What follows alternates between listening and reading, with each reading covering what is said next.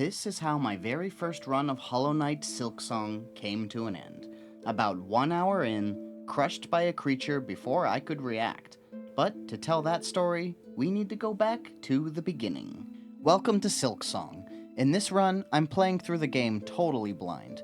It's brand new, and I know nothing about it. I haven't even seen footage of the demo yet. But this isn't just a blind playthrough, I've added one important rule. This is a permadeath run, meaning if I ever die during the course of the game for any reason, that run is void and I have to restart from the beginning. Every death resets the game, the story, and my sanity. I'll be tallying each run until I finally get to the end in one perfect run. If you want to watch this journey unfold, the victories, the mistakes, and the inevitable humiliations, subscribe to the channel. This is going to be painful. Without further ado, let's get the first run on the road. The story opens up with Hornet, trapped in a cage, being escorted somewhere by some strange-looking hooded figures. Something about this cage is preventing her from fighting back. But as the caravan crosses a precarious bridge, a little glowing moth lands on the cage and the magic fades, allowing Hornet to bust her way out. She plummets down into a chasm along with the hooded figures, and Act 1 begins. Farloom. She awakens at the bottom in a pit surrounded with moss, and her needle soon comes down after. Using it, she can bind, which restores some of her HP and allows her to get moving. This area is the Moss Grotto, a simple tutorial zone. Hornet battles her way through some simple moss-covered enemies. At this stage, she just has a simple slash and an aerial dive kick that comes out diagonally. As she strikes enemies, she fills up her silk meter, which she can use to bind, restoring exactly 3 HP and using up all of her silk. After exploring the area, she comes across a ruined chapel, which has the first bench. After a quick rest, she enters the next room and finds the Moss Mother. This is the first boss. Hornet takes some unnecessary damage against this boss, still a bit rusty.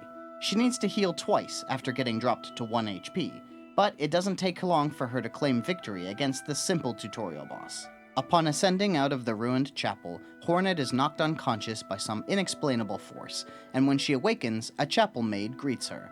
The maid asks if Hornet is a pilgrim here to ascend to the citadel. Though she isn't a pilgrim, she has reason to reach the Great Citadel, to find out what she is even doing in these lands to begin with. With the destination now set, the first task is logged in her journal and Hornet sets out to the east. Not too far outside the ruined chapel is a little village by the name of Bone Bottom. There are some pilgrims huddled here, awaiting the start of their journeys towards the citadel. Hornet speaks to them to learn more about this land. There is a chamber filled with discarded bells, which seems to be a route for fast travel in the future, but it is currently abandoned. Hornet meets a vendor by the name of Peb, who introduces her to the concept of rosaries, the currency in this world. So far, she still has 0. So Hornet checks out what is on sale and makes a mental note before heading out to the next area. Along the path east, Hornet finds a cute little bug named Sherma singing a song before a gate made of bone. She seems to be under the impression the gate will open with the power of music, but Hornet is skeptical. She moves on, fighting some little black bugs who inhabit skulls along the way. In a pit full of these skulls, she is assaulted by a group of bugs. First, a flyer, then 2 skull bugs. Next, 2 flyers at once, and finally, a large skull bug. After defeating the bugs in this area, it opens up to reveal both a shortcut back the way she came, and also the way down to the next area. In here, there is a lever that opens up the bone gate, allowing Hornet passage back to Bone Bottom, and Sherma a route to follow on her pilgrimage. The next area on the path sits atop a river of magma, called the Marrow. As Hornet ascends away from the sweltering heat, she finds more bones and more bugs in her way. She also acquires her first tool, the Shard Pendant, which increases the number of shards she finds. Still not sure what shards do, though. In a dark cavern filled with trap boulders, she runs into some particularly dangerous bugs that shoot spikes out of their backs. These guys are much scarier than the other bugs around here, but they go down pretty quickly. Eventually, she runs into a troop of fleas, led by the flea master Mushka. The fleas seem very personable, welcoming Hornet to stay with them and rest, but they have little else of value at the moment.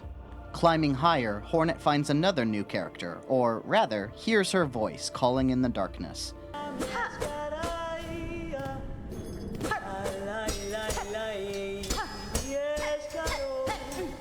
After finding her way to the source of the voice, she finds a fearsome warrior wielding metal ring bracelets. Her name is Chakra, and she is actually a cartographer and offers to sell her maps in exchange for rosaries. Very useful indeed. The next area is called Mosshome, and true to the warning Chakra gave, there are crazed pilgrims attacking Hornet on sight. However, unlike the bugs she has been facing up to now, these ones drop rosaries. Finally, a way to make some money. Hornet finds her way into a chamber filled with fallen bells, much like the one in Bone Bottom, except this time there is a gargantuan beast trapped within, bound by thick white threads. They are much too tough for Hornet to break right now, so she has no choice but to leave him for later. Wandering the environs of Mosshome, Hornet finds an elevator that takes her to and from Bone Bottom, a useful way to get back to town should she need a break. But the only way forward is up, so she keeps climbing. Finally, Hornet stumbles upon something strange, an ancient statue carved into a wall. When she interacts with it, she gains a new power, the Silk Spear, a ranged attack that uses her silk to do heavy damage. Using this technique, Hornet can break the thick white threads she found earlier. And so, immediately, that is where she goes, to free that beast and see what happens. She finds her way back to the chamber with the bells and breaks the threads, and upon doing so, the Bell Beast attacks. But this creature is not to be trifled with, and before she can even react, Hornet has fallen, crushed by the Bell Beast. And so, Hornet's journey comes to an end. Now, we go to another timeline, a different Hornet. The fallen first Hornet, who blazed the trail, will be remembered as Hornet Zero. Now, we join Hornet One as she starts her journey from the Moss Grotto. Hornet One moves much faster than her predecessor. She blazes through the Moss Grotto at lightning speed. She reaches the Moss Mother in less than 5 minutes, though she still takes a good amount of damage in the battle. After defeating the Moss Mother, she proceeds down the path into Bone Bottom. Instead of visiting Sherma at the Bone Gate first, she skips right past and opens it from the other side, but she decides to introduce herself to Sherma after the gate opens. This Hornet goes a different direction in the Marrow, meeting the Flea Master but skipping the Shard Pendant. After purchasing maps from Chakra, Hornet once again opens the elevator to Bone Bottom from Mosshome. However, this time she finds something the previous Hornet missed, a secret passage hidden behind a breakable wall. Inside is a valuable item, a spool fragment, 2 of which will allow Hornet to store more silk. Hornet proceeds upwards and reaches the Silk Spear in a total of 23 minutes, much faster than the previous Hornet. Before going down to face the Bell Beast, however, she takes a different path toward a laughing voice in a cave. There, she meets the Moss Druid, who gives her a quest to find some moss berries. Moss berries are glowing green items that Hornet has spotted several times on her journey, with no indication of how to use them. Now, finally understanding, she sets out to find the requisite number, 3. She already has 2, so a good start. Jumping down a hole, she finds another secret passage the previous Hornet missed, and inside, another moss berry. That makes 3, and so soon after receiving the quest. When Hornet delivers the 3 berries to the Moss Druid, she receives her reward, a tool by the name of the Druid's Eye. This one gives a little bit of silk back when damaged by enemies, a good defensive item. Now it is finally time to challenge the Bell Beast again. After taking a lot of damage, Hornet realizes the reason this beast is so fearsome. It deals 2 HP worth of damage per hit. But just as soon as she figures that out, she is pushed into the corner and quickly hit twice in a row, ending her career just as easily as the last Hornet. There goes Hornet One, also crushed by the Bell Beast, and so we join Hornet Two, starting her journey in Moss Grotto. This Hornet reaches the Moss Mother in roughly 4 minutes, and this time, she tries her best to take no damage in battle, a show of her superior skills. Except she does get hit, once, right at the very end. So close, yet so far. Moving fast and with purpose, Hornet proceeds through Bone Bottom into the Marrow. She picks up the things that her 2 predecessors found and quickly makes her way to the Silk Spear upgrade. She reaches it in about 22 minutes, around the same time that the previous Hornet did. She then quickly does the Mossberry quest, once again picking up the easy-to-find one right below the Moss Druid's cave. Wary of fighting the fearsome Bell Beast again and losing like the others, this Hornet makes the rounds around the area to see if she missed anything.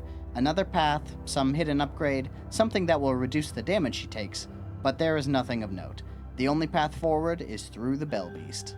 30 minutes into her journey, she finally approaches the Bell Beast and takes him on. This Hornet plays much more cautiously, carefully monitoring the patterns the beast uses in combat. It has 3 primary attacks: a simple dash across the arena, signaled by simply ascending out of the ground on either side; a leaping attack, this one signaled by a howl as it arises from either side;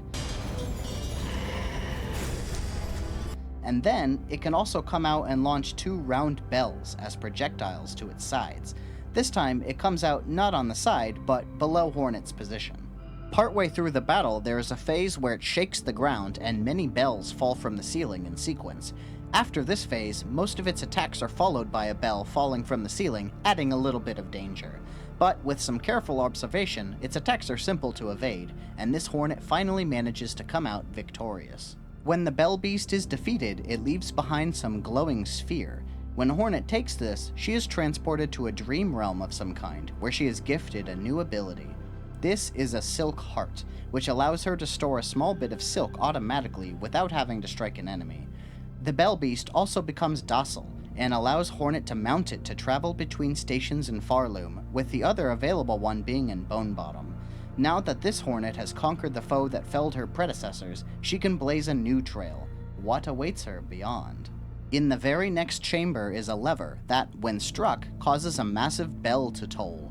Not sure what the effect of that is, except that it opens the door going forward, further into the Marrow. A pretty large area above contains some very unusual artwork in the walls, including a giant skull face, and at the end of this area is some yapping, furry creature stuck in some roots. Is this a dog? Not much else to find up here, so Hornet goes back down and proceeds east. Eventually, Hornet finds a suspicious red rock protruding from a wall. When striking this rock, it ignites and explodes shortly after, revealing a hidden passage, inside of which is another of these bomb rocks, which, when struck, reveals a whole line of them in a row. The entire ceiling explodes. But the reward for all this destruction is a piece of craft metal, which should be useful in the future. Within a prison, Hornet meets a shifty thief who asks for her help getting him out. She busts open the door and meets Grindle, who doesn't contribute much right now, but in his cell is a valuable tool called the Straight Pin. This is an attack tool, which can be thrown as a ranged weapon, and utilizes a resource that has been pretty useless thus far, shards. Very handy to have more ranged attacks, but it is finite, and it doesn't recharge silk, so there are downsides to using it. Hornet reaches another area filled with magma, with enemies wearing bells as helmets on their heads. It turns out this is the entrance to the next zone, the Deep Docks. This resembles a large factory, or maybe a ship? There are many levels separated by ceiling doors and elevators, with fire and heat being a running theme throughout. Most of the enemies here are those bell-wearing bugs, who seem to be workers doing their jobs in the docks, though they still attack on sight. In a large chamber, she is assaulted by a group of these guys, along with a new variation wielding a symbol as a shield. Defeating them opens the way forward, where Hornet finds a workshop run by a sizable bug by the name of Forge Daughter. Forge Daughter offers to craft weapons for Hornet in exchange for supplies and payment. After checking what is available, Hornet decides to take the Magma Bell, which provides protection against the heat found throughout the docks. After equipping this tool, now Hornet can travel in very hot areas without taking damage for a short time, allowing for further exploration. It does not protect against magma, however. Backtracking a bit, Hornet travels further upward to the higher areas in the Deep Docks. There is a drastic change in scenery this way, with a lot of green plants lining the walls. The enemies here are different as well. Many of them have a red shell, very unlike the bugs seen until now. Hornet is ambushed by a couple of these red bugs, which leads to a battle against a whole swarm of them, including flying ones and ones with knives. A tough battle ensues, but Hornet comes out on top as usual. But this area is full of these bugs, almost like it's their hive.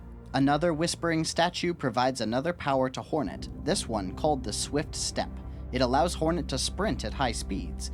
This not only allows her to move much faster, but also gives her the momentum to make longer jumps, when there is a suitable amount of space to get a running start, at least. After using the platforms in the room as a sort of training course for her new ability, she finds another dog bug and sets it free, then heads forward. With this new power, Hornet can reach areas she could not before, including a space behind a locked door where a singing voice can be heard. But the singing voice this time is not friendly. This is the Lace, and she attacks with high speed and elegance. After taking a few hits, Hornet tries to heal, and this proves to be a fatal error, as Lace gets a decisive blow that interrupts it. Now, without Silk to heal again, and not enough HP to tank any more hits, it isn't long before Lace lands the final blow and Hornet is defeated. And so ends the journey of Hornet 2, who made it much further than any of the others so far. Her run lasted a total of 1 hour 13 minutes. Will the next Hornet be able to defeat this quick and ruthless foe? The death counter is climbing higher now. 3 deaths, 3 resets, and only a glimpse of what Farloom has in store. Next time, the next Hornet, Hornet 3, will begin her journey. How far can she get before she's broken? Will I be able to keep this challenge up long enough to finish the whole game? Subscribe and check out the next part in the series to find out. And maybe make your predictions how many runs it will take before the blind permadeath challenge is finally completed. Thanks for watching. I hope everybody out there is enjoying Silksong, even though it had a bit of a shaky launch, with many storefronts getting overwhelmed. I play on PS5, and the PlayStation Store took roughly 3 hours after release time to get the game ready for purchase. Very frustrating for someone with plans to create content based on it. But the game has been a blast so far. A more difficult than expected blast, to be sure. I'm looking forward to seeing what horrors await me further in and how many resets it will take, but I want to get it done. See you all in the next part, and have a wonderful day.